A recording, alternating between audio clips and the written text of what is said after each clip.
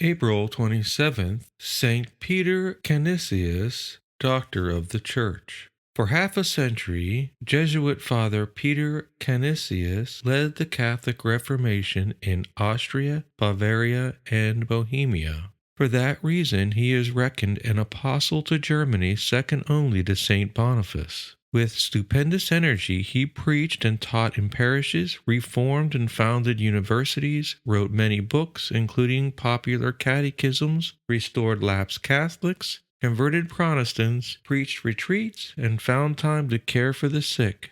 In his last 30 years traveling more than 20,000 miles on foot or horseback, St. Peter Canisius spearheaded the renewal of the Catholic faith in southern Germany. Peter Canisius revitalized Catholic life and teaching at universities in Ingolstadt and Augsburg. He founded new ones at Prague and Freiburg.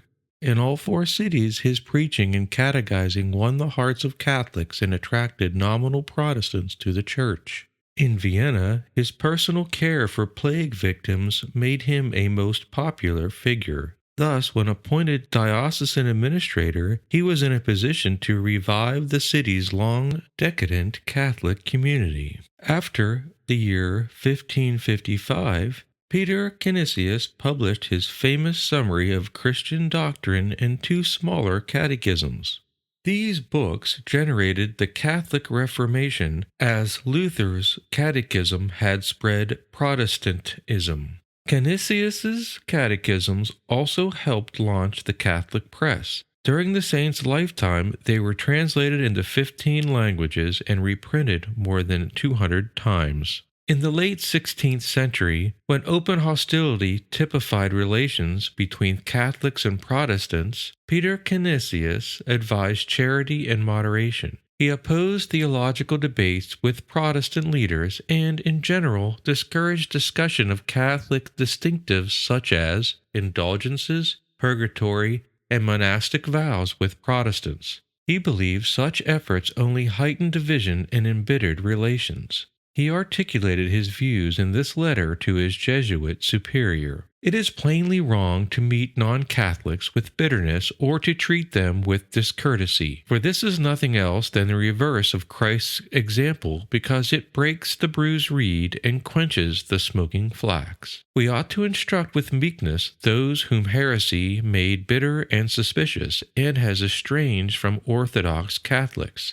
especially from our fellow Jesuits. Thus, by wholehearted charity and goodwill, we may win them over to us in the Lord. Again, it is a mistaken policy to behave in a contentious fashion and to start disputes about matters of belief with argumentative people who are disposed by their very natures to wrangling. Indeed, the fact of their being so constituted is a reason the more why such people should be attracted and won to the simplicity of the faith as much as by example as by argument.